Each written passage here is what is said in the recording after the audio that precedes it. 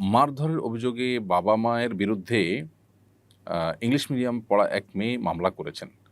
প্রশ্ন হলো, বাবা-মা সন্তানকে কতটুকু শাসন করতে পারবেন? শাসনের সীমা কতটুকু? বাবা-মা কি বিষয়ে শাসন করার অধিকার রাখেন? বাবা-মা শাসন করলে সন্তানের করণীয় কী? আমি ২ সন্তানের পিতা। সন্তান লালন-পালনের বিষয়ে আমাকে দিক নির্দেশনা দিবেন অনুগ্রহ করে। মাশাআল্লাহ, চমৎকার অনেকগুলো প্রশ্ন এখানে চলে এসেছে এবং এই ঘটনা আমারও চোখে পড়েছে।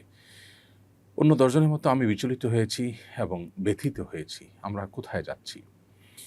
পশ্চিমা সভ্যতার কালো থাবা আমাদের সমাজকে দিন দিন গ্রাস করছে এবং আমাদেরকে ধ্বংসের দ্বারপ্রান্তে নিয়ে যাচ্ছে। সন্তান তার বাবা-মার বিরুদ্ধে নালিশ করেছে শুধু শাসন করার অজুহাতে।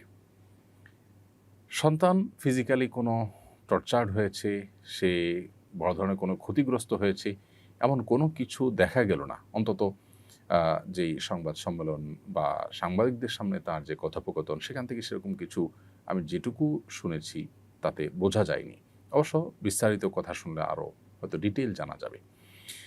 তারপরও সন্তান হয়ে বাবা-মার শাসনের বিরুদ্ধে অবস্থান গ্রহণ করা, এই ঘটনা আমাদেরকে স্মরণ করিয়ে দেয় আরেক ইংলিশ মিডিয়ামের শিক্ষার্থী ঐশীর ব্যাপারে।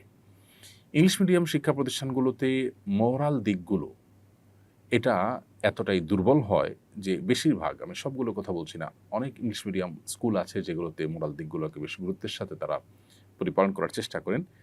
বাকি বেশিরভাগ শিক্ষা প্রতিষ্ঠানগুলো, অবশ্য ইংলিশ মিডিয়াম শুধু কেন বলছি, অন্য জেনারেল শিক্ষা প্রতিষ্ঠানগুলোতেও আজকাল নীতিনৈতিকতার দিকগুলো এবং ধর্মীয় শিক্ষা এটার ঘাটতির ফলশ্রুতিতে আমাদের নৈতিক অবক্ষয় চরমে পৌঁছেছে। আমরা পশ্চিমাদের অন্ধ অনুসরণ করতে করতে করতে তাদের ধ্বংসের গহ্বরে আমরাও নিমজ্জিত হয়ে যাচ্ছি। তাদের পরিবার ব্যবস্থাপনা ভেঙে পড়েছে। বাবা-মা, সন্তান-সন্ততি কারোর মধ্যে সেরকম বোঝাপড়া, সেরকম বন্ডিং নেই যেটা আমাদের সমাজে আছে। অতএব আমরা তাদের অনুকরণের এই পথ যদি পরিহার না করি, আমরা যদি আমাদের নিজস্ব কৃষ্টি, আমাদের নিজস্ব কালচার আছে এবং আমাদের কৃষ্টি কালচার এটাই আমাদের স্বকীয়তা, এটাই আমাদের আত্মপরিচয়ের জায়গা, সেটাকে যদি আমরা ধারণ না করে তাদের মধ্যে হারিয়ে যাই, তাহলে সেক্ষেত্রে আমাদের ধ্বংস অনিবার্য হবে এবং তারা যেভাবে শেষ হয়ে গেছে, তাদের পরিবার ব্যবস্থা যেভাবে শেষ হয়ে গেছে, আমরা সেভাবে শেষ হয়ে যাব। এই জায়গাটাতে আমাদের বিশেষভাবে অ্যাড্রেস করা দরকার বলে আমি মনে করি। এই ঘটনা আমাদের সেই বিষয়টাকে আবারও স্মরণ করিয়ে দেয়। কিন্তু পাশাপাশি এও বলতে চাই, বাবা-মা শাসন করার অধিকার রাখেন এর মানে এই নয় যে তারা যেকোনো রকমের শাসনের নামে টর্চার করতে পারবেন বা টর্চার করতে পারবেন, অত্যাচার করতে পারবেন সন্তানকে, এমন কোনো কথা নেই। বরং অপরাধ করলে বা সন্তান ভুল পথে গেছে মনে হলে বাবা-মা তাদেরকে নাসিহা করবেন, উপদেশ দিবেন, বোঝাবেন, কাউন্সেলিং করবেন। একটা পর্যায়ে তাদেরকে শাসন করার প্রয়োজন হলে সে শাসন করবার অধিকার রাখেন বাবা-মা। শুধু অধিকার নয়, বরং সেটি তাদের উপর কর্তব্য সন্তানকে শাসন করা। অপরাধ ভেদে শাসনের মাত্রা কম বেশি হবে। সেটি কখনো মৃদু বকাঝকার মধ্যে সীমাবদ্ধ থাকতে পারে, মৃদু তিরস্কারের মধ্যে সীমাবদ্ধ থাকতে পারে, কখনো কখনো সেটি প্রহার পর্যন্ত গড়াতে পারে। ইসলাম শরিয়া দৃষ্টিকোণ থেকে সেটিও অনুমোদিত। তবে সে প্রহার সন্তানকে ব্যথা দেওয়া বা সন্তানকে অত্যাচার করবার উদ্দেশ্য হবে না, সেটি হবে নিছকই তাকে শাসন করবার। এই প্রহারের ক্ষেত্রে শরিয়ার আবার বেশ কিছু নীতিমালা আছে। এর মধ্যে থেকে একটা হলো, শাসন হতে হবে, যে কোনো প্রহার হোক, যে কোনো শাসন হোক, সেটা হতে হবে সন্তানের কল্যাণের উদ্দেশ্যে।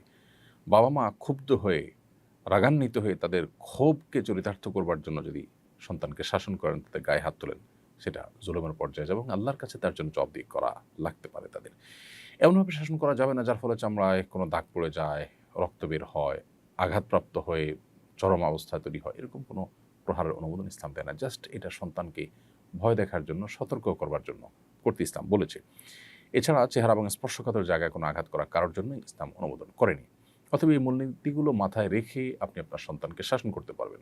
পশ্চিমা সভ্যতা বলে না, কোনো শাসন করা যাবে না, বাচ্চাকে কিচ্ছু বলা যাবে না।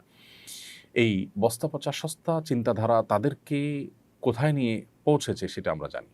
হ্যাঁ, তারা জাগতিক অনেক ক্ষেত্রে যথেষ্ট অগ্রসর হয়েছে, কিন্তু তাদের পরিবার ব্যবস্থাপনা আজ মুখ থুবড়ে পড়ে গেছে। এটি আমাদের অস্বীকার করবার কোনো সুযোগ নেই। পক্ষান্তরে আমরা আমাদের গ্রাম বাংলায় আজ থেকে ১, ২, ৩ দশক আগেও যে চিত্র দেখেছি বা এখনও অনেক জায়গায় যে সমস্ত চিত্র আছে, বাবা-মার চোখ রাঙানিতে সন্তান শাসিত হয়, সেই শাসনে সন্তান সুপথে ফিরে আসে। বাবা-মার যে শাসন করতে গিয়ে গায়ে হাত তোলা, সন্তান সুলভ যে প্রহার, সে প্রহার অনেক সন্তান সারা জীবন স্মরণ করেন এবং শেষ প্রহারেই সন্তানকে মানুষ মতো মানুষ হতে সাহায্য করে। পশ্চিমাদের মতো স্বেচ্ছাচারী মনোভাবের সমাজ যদি আমরা বিনির্মাণ করি, তাহলে সেক্ষেত্রে বাবা মা কেন কেউই সন্তানদেরকে যা খুশি তা করতে বাধা দিবে না, এবং সেটার ফলশ্রুতিতে তারা বৈষয়িক উন্নতি হয়তো করতে পারে, কিন্তু তাদের চারিত্রিক অধঃপতন নিশ্চিত। অতএব এই জায়গাটাতে আমাদের খুব ভালো করে রপ্ত করা দরকার যে ইসলাম আমাদেরকে যে নীতিমালা দিয়েছে, এটা আল্লাহ এবং তার রাসূলের পক্ষ থেকে দেওয়া নীতিমালা। এটা মানুষের বানানো বিবেক প্রসূত করে নীতিমালা নয়। অতএব এই ইসলামী শরিয়ার মধ্যেই আমাদের কল্যাণ রয়েছে, নিহিত আছে। আজও অনেক বড় বড় পদে অধিষ্ঠিত সরকারি বেসরকারি বিভিন্ন পর্যায়ের কর্মকর্তা ব্যবসায়ীরা আছেন যারা ছোটবেলায় অনেক শাসনের মুখোমুখি হয়েছেন বাবা মার, তাদের কেউ কিন্তু তার জন্য কোনো দুঃখবোধের কথা তারা বলবেন না। অতএব আমরা যদি ঐশীর মতো সন্তান না চাই, আমরা যদি সন্তানের জন্য বাবা মার চোখের পানি পড়ার মতো বেদনাদায়ক অধ্যায় না চাই, তাহলে আমাদেরকে ইসলামী শাসনার্থে ইসলামী শাসন, ইসলামী বিচার বিশ্লেষণ, ইসলামী বিধিবিধানের পথে আমাদেরকে ফিরে আসতে হবে।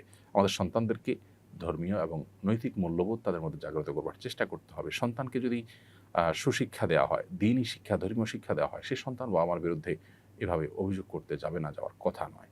তবে খোলাসা কথা হলো, বাবা মাও শাসন করতে গিয়ে সীমা ছাড়িয়ে চলে যাবেন না। এমনকি বকাঝকা করতে গিয়েও সন্তানের মানসিকতা, সেটাকে লক্ষ্য রাখা, তার কোনো টর্চার হচ্ছে কিনা, সে কতটা নিতে পারবে, সব সন্তান একরকম হয় না, ভেঙে পড়বে কিনা, এ বিষয়গুলো মাথা রাখা দরকার। অতএব বাস্তবতা বিবেচনা না করে বাবা মা শাসনের নাম করে যদি এমন কিছু করেন যা সন্তানকে ক্ষতিগ্রস্ত করে, তাহলে সেটা অবশ্যই নাজায়েজ হবে, অনুচিত হবে।